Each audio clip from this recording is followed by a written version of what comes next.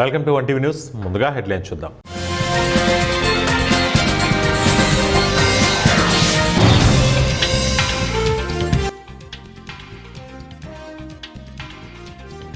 కాంగ్రెస్ విదేశీ శక్తుల కీలుబొమ్మ ప్రధాని మోదీ.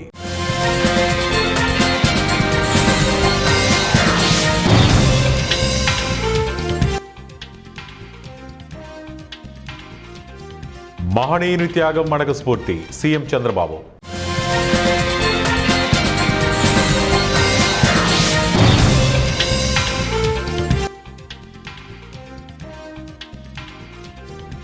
దుబాయ్ ఎయిర్పోర్టులో భారీ ప్రమాదం, విమానాలు బంద్. అమరజీవి శ్రీ పొట్టి శ్రీరాములు 125వ జయంతి సందర్భంగా ఆయనకు ఆంధ్రప్రదేశ్ ముఖ్యమంత్రి నారా చంద్రబాబు నాయుడు ఘనంగా నివాళులర్పించారు. ఆ మహనీయుని త్యాగం ఏనాటికి మనకు స్ఫూర్తి అని తెలిపారు. మహాత్మా గాంధీజీ అడుగుజాడల్లో నడిచి దేశ స్వాతంత్ర ఉద్యమంలో పాలుపంచుకున్న ఆయన జీవితంలో ఎన్నో పోరాటాలు చేశారని గుర్తు చేసుకున్నారు. భాషా ప్రయుక్త రాష్ట్రాల కోసం, ముఖ్యంగా తెలుగువారికి ప్రత్యేక రాష్ట్రం సాధించడం కోసం పొట్టి శ్రీరాములు ప్రాణత్యాగం చేశారన్నారు. ఈ అమరజీవిని స్మరించుకుంటూ ఘన నివాళి అర్పిద్దామని సీఎం చంద్రబాబు పేర్కొన్నారు. ప్రపంచవ్యాప్తంగా యుద్ధ మేఘాలు కమ్ముకున్న ప్రస్తుత తరుణంలో దేశ ప్రజల్లో అనవసర భయాందోళనలు సృష్టిస్తూ కాంగ్రెస్ పార్టీ దేశ ప్రయోజనాలను ప్రాణంగా పెడుతోందని ప్రధానమంత్రి నరేంద్ర మోదీ అభిప్రాయపడ్డారు. అస్సాంలోని సిల్చార్ వేదికగా శనివారం జరిగిన బహిరంగ సభలో పాల్గొన్న ఆయన కాంగ్రెస్ పార్టీ వైఖరిపై తీవ్రస్థాయిలో విరుచుకుపడ్డారు. భారతదేశం సాధిస్తున్న వేగవంతమైన వృద్ధిని జీర్ణించుకోలేకపోతున్న కొన్ని అంతర్జాతీయ శక్తుల చేతుల్లో కాంగ్రెస్ పార్టీ ఒక కీలుబొమ్మగా మారుతోందని ప్రధాని ఆరోపించారు. ప్రస్తుతం ప్రపంచమంతటా యుద్ధ వాతావరణం నెలకొంది. ఎటువంటి క్లిష్ట సమయంలో దేశ ప్రజలపై ఆ ప్రభావం పడకుండా తమ ప్రభుత్వం శక్తి వంచనలు లేకుండా కృషి చేస్తోంది. అయితే బాధ్యతాయుతమైన రాజకీయ పక్షంగా వ్యవహరించాల్సిన కాంగ్రెస్ దేశంలో అలజడి సృష్టించేందుకు ప్రయత్నిస్తోంది. దేశం ఇబ్బందుల్లో చిక్కుకోవాలని, తద్వారా మోదీని నిందించవచ్చని వారు ఆశిస్తున్నారని ప్రధాని మోదీ పేర్కొన్నారు. అమెరికా, ఇజ్రాయెల్, ఇరాన్ మధ్య యుద్ధం కొనసాగుతోంది. 3 దేశాల మధ్య దాడులు 17వ రోజుకు చేరుకున్నాయి. క్షిపణులు, డ్రోన్ దాడులతో పశ్చిమాసియాలో ఇంకా ఉద్రిక్త పరిస్థితులు కొనసాగుతున్నాయి. ఇరాన్ ప్రతీకారంగా భీకర దాడులకు పాల్పడుతోంది. తాజాగా దుబాయ్ ఎయిర్పోర్టు వద్ద ఇరాన్ డ్రోన్ దాడి కారణంగా భారీగా మంటలు చెలరేగాయి. దీంతో ఎయిర్పోర్టులో విమాన సర్వీసులకు అధికారులు నిలిపివేసినట్లు తెలిపారు. ఈ ఘటనకు సంబంధించిన వివరాల మేరకు దుబాయ్పై ఇరాన్ భీకర దాడులు చేస్తోంది. దుబాయ్ ఎయిర్పోర్టు సమీపంలో ఓ ఇంధన ట్యాంకుపై ఇరాన్ డ్రోన్తో దాడి చేస్తుంది. దీంతో ఆ ప్రాంతంలో భారీగా మంటలు చెలరేగాయి. సోమవారం తెల్లవారుజామున 4 గంటల సమయంలో ఆ ఘటన జరిగినట్లు సమాచారం. వెంటనే ఘటనా స్థలానికి చేరుకున్న అత్యవసర బృందాలు మంటలను అదుపులోకి తెచ్చాయి. ఈ ఘటన నేపథ్యంలో ముందు జాగ్రత్త చర్యగా విమానాశ్రయ అధికారులు విమాన కార్యకలాపాలను తాత్కాలికంగా నిలిపివేశారు. ఇప్పటి వరకు ఎవరికీ గాయాలు కాలేదని దుబాయ్ అధికారులు తెలిపారు. ఈ దాడికి సంబంధించిన వీడియో సోషల్ మీడియాలో వైరల్ అవుతోంది. ఎండ తీవ్రతకు పక్షులు, జంతువులకు దాహం తీర్చేందుకు నగరంలోని జంబూనాథ్ నగరవాసులు నడుం బిగించారు. వేసవిలో ఎండల తీవ్రతకు దాహంతో అలమడించే పక్షులు, జంతువుల కోసం నీటిని, ఆహారాన్ని అందించడం మానవత్వానికి, పర్యావరణ పరిరక్షణకు నిదర్శనమన్నారు. సోమవారం నగర జంబూనాథ్ నివాసులు తమ సమీపంలో ఉన్న అటవీ ప్రాంతంలో ఇంటి మేడ మీద, చెట్ల పొదల్లో ప్లాస్టిక్ మట్టి పాత్రలతో నీరు పెట్టి వాటిని ప్రతిరోజు శుభ్రం చేసి మారుస్తూ పక్షులకు, జంతువులకు నీటి దాహాన్ని తీరుస్తున్నారు. పక్షుల ప్రేమికులు తమ చిన్నపాటి సాయంతో వందల పక్షుల దాహాన్ని తీరుస్తూ, ఆకలిని కూడా తీరుస్తూ తమ మానవత్వాన్ని చాటుకున్నారు.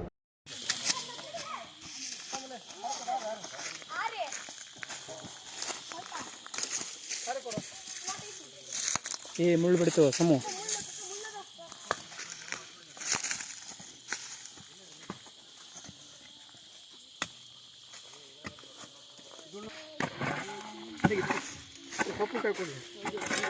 ತೆಗಿಲೇ ಹಂಗಲ್ಲ ತೆಗತ್ಲೆ ತೆಗಿಲಿ ಸಾಕು ತೆಗಿಲಿ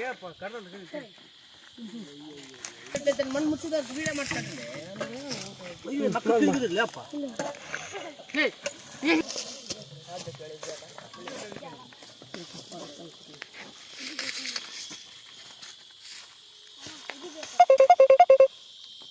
పొట్టి శ్రీరాములు 125వ జయంతి కార్యక్రమంలో బద్వేలు పట్టణంలోని విశ్రాంత ఉద్యోగుల సంఘం కార్యాలయంలో ఘనంగా నిర్వహించారు. ఆయన చిత్రపటానికి పూలమాలలు వేసి ఘనంగా నివాళులర్పించారు. ఈ సందర్భంగా వారు మాట్లాడుతూ ఆంధ్ర రాష్ట్రం కోసం 58 రోజులు జాతీయ ఉద్యమం చేసి అసూలు బాసిన మహనీయులలో పతాక శీర్షిక పొందిన వ్యక్తి పొట్టి శ్రీరాములు అన్నారు. ఆయన తిరుగుబాటు చేశారు. మున్సి రామమూర్తి ఇంట్లో ఉద్యమం చేపట్టి 58 రోజులు ఆ ఉద్యమంలో మరణిస్తే ఆంధ్ర ప్రజలు ఒక్కరు కూడా గమనించలేదు. అప్పుడు ప్రకాశం పంతులు గారు వీరంతా పోయి రాజధాని నుంచి గొప్ప ఉద్యమం చేశారు. ఆ ఉద్యమం వల్ల ఆయన చేసినటువంటి గొప్ప ఉద్యమం అందరికీ తెలిసిపోయింది. మహాత్మా గాంధీ లాగే ఆయన అహింసావాది. స్వాతంత్రం కోసం ఉప్పు సత్యాగ్రహం, దండి సత్యాగ్రహం లాంటి ఉద్యమాల్లో పాల్గొన్నాడు. ఆ విధంగా ఆయన చేసిన సేవలకుగా పొట్టి శ్రీరాములు జిల్లాగా నెల్లూరును గుర్తించారు. ఈరోజు విజయవాడలో కాంచ విగ్రహాన్ని చంద్రబాబు గారు నిర్మిస్తున్నారు. ఇలాంటి గొప్ప వ్యక్తులను మనం స్మరించాలి. వారి కీర్తి శాశ్వతమైనది. అలాంటి వారి అడుగుజాడల్లో మనం నడవాలని, దేశం కోసం, ధర్మం కోసం ప్రతి ఒక్కరూ కృషి చేయాలని మనస్ఫూర్తిగా కోరుకుంటున్నాను. వీరవాసరం కళా పరిషత్ అఖిల భారత స్థాయి నాటికల పోటీలు 3వ రోజు గుండా రామకృష్ణ అధ్యక్షతన ఘనంగా నిర్వహించారు. ఈ పోటీలకు రాష్ట్రంలో నలుమూలల నుంచి వివిధ కళాకారులు పాల్గొని ప్రదర్శనలు చేశారు.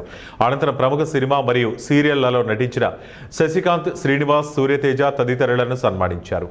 ఈ కార్యక్రమంలో సన్మాన గ్రహీతలు మాట్లాడుతూ గోదావరి జిల్లా వీరవాసరం గ్రామస్తులు ఆప్యాయత మరవలేనిదని, జీవితమే ఒక నాటక రంగమని, ప్రతి ఒక్కరూ ఆ భగవంతుడు ఆడించే విధంగా ఆడాలని ఈ సందర్భంగా అన్నారు. జాతీయ ఉత్తమ అవార్డు గ్రహీత మధునరి శివరామరాజు మాట్లాడుతూ నాటకాలకు మంచి ఆదరణ ఉందని, ప్రభుత్వం కూడా నాటకరంగ కళాకారులను చేయూతనివ్వాలని అన్నారు. గత 2 దశాబ్దాల నుంచి నిర్వహిస్తున్న నిర్వాహకుడు గుండా రామకృష్ణను సభాముఖంగా అభినందించారు. వీరవాసరం కళా పరిషత్ బృందం పలుకుతోంది ఘన స్వాగతం.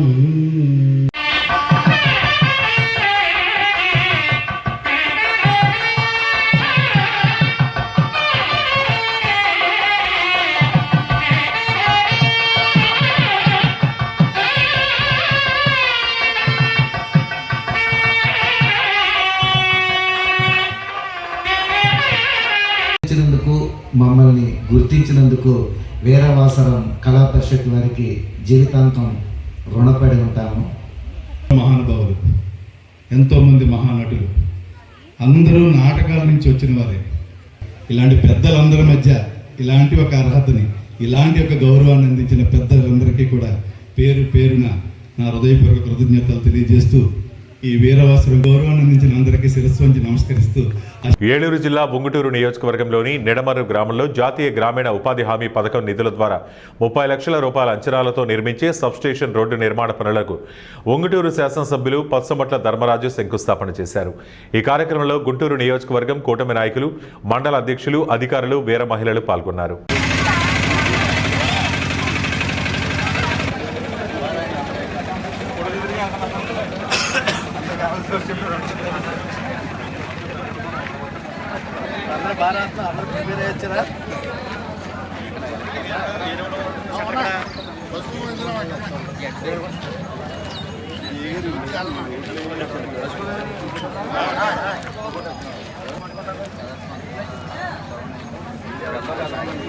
ఇలా చూడండి. Okay sir, okay sir. కొంచెం సైడ్ కూడా గురుగారు.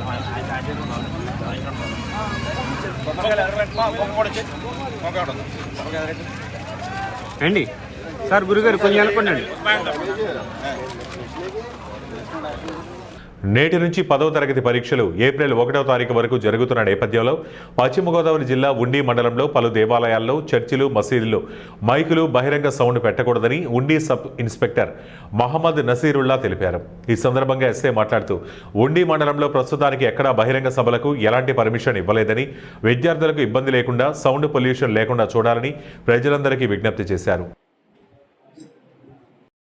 ఉండి మండల ప్రజలకు విజ్ఞప్తి, 10th క్లాస్ ఎగ్జామ్స్ ఈ రోజు నుంచి స్టార్ట్ అవుతున్నాయి. కాబట్టి ప్రజలందరూ కూడా సౌండ్ పొల్యూషన్ లేకుండా టెంపుల్స్ వద్ద కానీ, చర్చీల వద్ద కానీ, మసీదుల వద్ద కానీ తక్కువ సౌండ్ పెట్టి స్టూడెంట్స్కి ఎటువంటి డిస్టర్బెన్స్ లేకుండా వాళ్ళు చదువుకునే విధంగా, అలాగే ఎగ్జామ్స్ రాసే విధంగా అందరూ కూడా కోఆపరేట్ చేయవలసిందిగా ఉండి పోలీసు వారి నుంచి మీకు విజ్ఞప్తి చేస్తున్నాం. ఏలూరు నగరంలో పత్తేబాద ఏరియాలో రామరాజ్ కాటన్ షోరూం 2వ నూతన వ్యాపార షోరూంను ఏలూరు శాసనసభ్యులు బడేటి చంటి ప్రారంభించారు.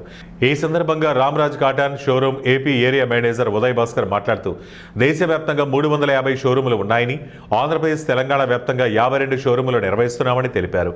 ఈ షోరూంలో పెద్దలకు, మహిళలకు, చిన్నపిల్లలకు అన్ని రకాల వస్త్రాలు సరసమైన ధరల్లో అందుబాటులో ఉన్నాయని తెలిపారు. ఈ సందర్భంగా ప్రారంభోత్సవానికి విచ్చేసిన ప్రజలందరికీ కృతజ్ఞతలు తెలిపారు. గొలిపే విధంగా ప్రారంభమైంది. సో ఈరోజు షోరూమ్ ప్రారంభోత్సవం చేసిన వారు శ్రీ బదేటి రాజకృష్ణయ్య గారు, ఎమ్మెల్యే ఏలూరు నియోజకవర్గం.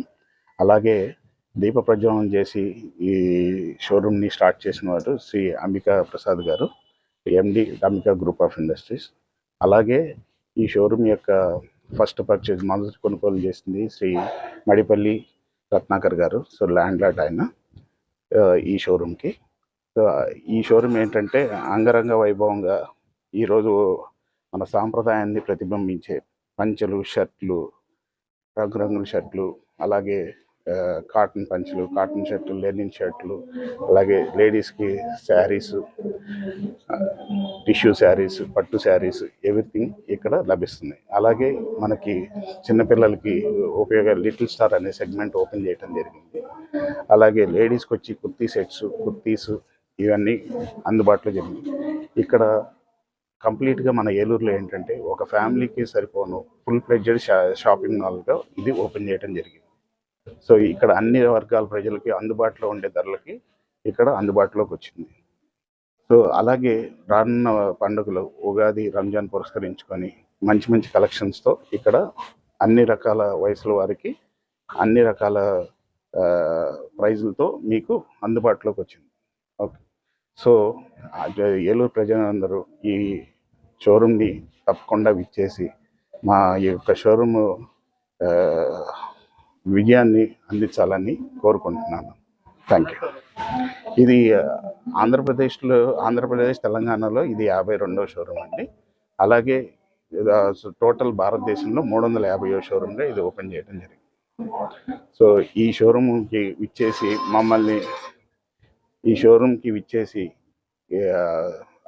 విచ్చేసిన ఎమ్మెల్యే గారికి, అంబికా ప్రసాద్ గారికి, రత్నాకర్ గారికి, అలాగే ఏలూరు ప్రజలకి ధన్యవాదాలు తెలియజేసుకుంటూ సెలవు తీసుకుంటున్నాం. ఆఫర్లు ఏమి ఉండవండి. మన రామరాజ్ కాటన్లో పాయింట్ సిస్టమ్ ఉంటుందండి. ఆ పాయింట్స్ మనం డిస్కౌంట్ రూపంలో రిడీమ్ చేయొచ్చు. ఓకే, వాళ్ళు కావాలి మేడం. అమరజీవి పొట్టి శ్రీరాముల త్యాగానికి ఆంధ్రప్రదేశ్ అవతరణ నిదర్శనమని ఏలూరు నగర వైఎస్ఆర్సీపీ ఇన్ఛార్జ్ మామిళ్లపల్లి జయప్రకాష్ కొనియాడారు. నగరంలోని వైఎస్ఆర్సీపీ కార్యాలయంలో పొట్టి శ్రీరాములు 125వ జయంతి వేడుకలు ఘనంగా జరిగాయి. పొట్టి శ్రీరాములు చిత్రపటానికి వైఎస్ఆర్సీపీ నాయకులు పూలమాలలతో ఘనంగా నివాళులర్పించారు. ఈ సందర్భంగా నగర అధ్యక్షులు జయప్రకాష్ మాట్లాడుతూ పొట్టి శ్రీరాములు ప్రాణాలు పణంగా పెట్టి ఆంధ్ర రాష్ట్ర అవతరణ కోసం పోరాడారు. ఆయన త్యాగనిరతిని స్ఫూర్తిగా తీసుకుని యువత ముందడుగు వేయాల్సిన అవసరం ఉందన్నారు. ఆయన త్యాగానికి ప్రత్యేకంగా నెల్లూరు జిల్లాకు పొట్టి శ్రీరాములు నెల్లూరు జిల్లాగా ఏర్పడిందన్నారు. ఈ కార్యక్రమంలో పలువురు వైఎస్ఆర్సీపీ నాయకులు, కార్యకర్తలు, మహిళలు అధిక సంఖ్యలో పాల్గొన్నారు. కాకపోతే కూటమి ప్రభుత్వం వచ్చిన తర్వాత ఇవన్నీ గాలిలో వదిలేసి పార్టీ మన ఆంధ్ర రాష్ట్ర అవతరణ దినోత్సవాన్ని వాళ్ళు తెలంగాణ వాళ్ళు డివైడ్ అయ్యి బయటకు వెళ్తే దాన్ని వదిలేసి కొత్తగా ఇలా అవతరణ దినోత్సవం కూడా పెడుతున్నారు. ఇవన్నీ కూడా హేయమైన చర్య. కాబట్టి వైఎస్ఆర్ కాంగ్రెస్ పార్టీ పొట్టి శ్రీరాములు గారిని స్మరించుకుంటూ ఆయన జయంతి వేడుకలు మా పార్టీలోని వయసు ప్రముఖులందరితో చేయటం చాలా శుభసూచకం. జై జగన్, జై జగన్, జై జగన్.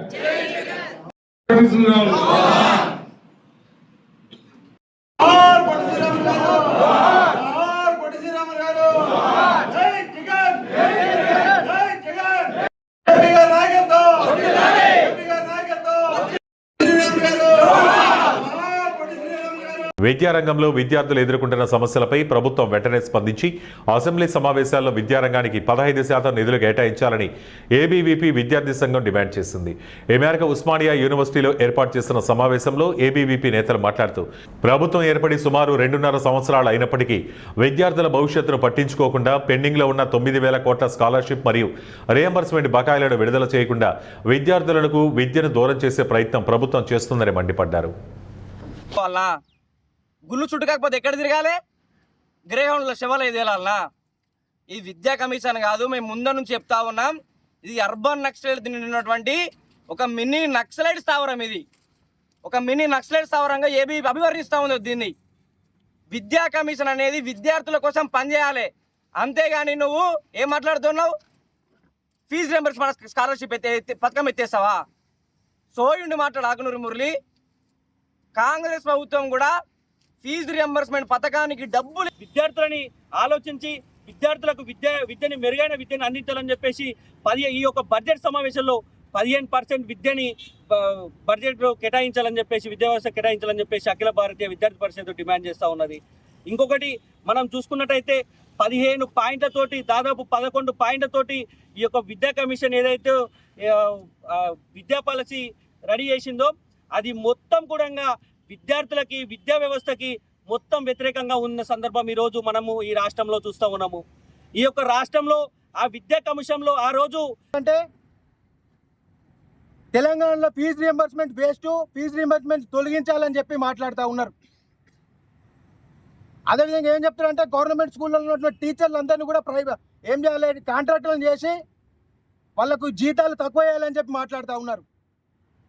వీళ్ళకు గవర్నమెంట్ టీచర్లకి వాళ్ళ జీతాలు తక్కువ చేయర్రి, ప్రైవేట్ స్కూళ్ళకి ప్రైవేట్ కాలేజీలకు పర్మిషన్ ఇర్రి, వాళ్ళందరినీ కూడా వాళ్ళని ప్రోత్సహించారు. గవర్నమెంట్ పేద మధ్యతరగతి విద్యార్థులని, చదువుకున్న విద్యార్థులని విద్యకు దూరం చేయరు. దీనికోసమేనా ఈ ప్రభుత్వాన్ని ఏర్పాటు చేసింది. ప్రతి 6 నెలలకు ఒకసారి ఏం చెప్పారు, ప్రతి 6 నెలలకు ఒకసారి జాబ్ క్యాలెండర్ వదిలి పెడతాం, ప్రతి సంవత్సరానికి 50,000 ఉద్యోగ. వార్తలు ముగించే ముందు ముఖ్యాంశాలు మరోసారి.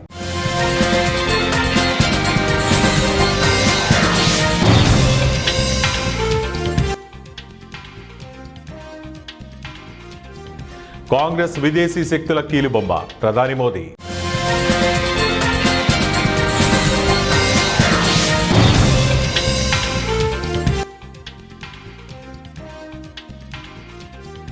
మహనీయుని త్యాగం మనకు స్ఫూర్తి, సీఎం చంద్రబాబు.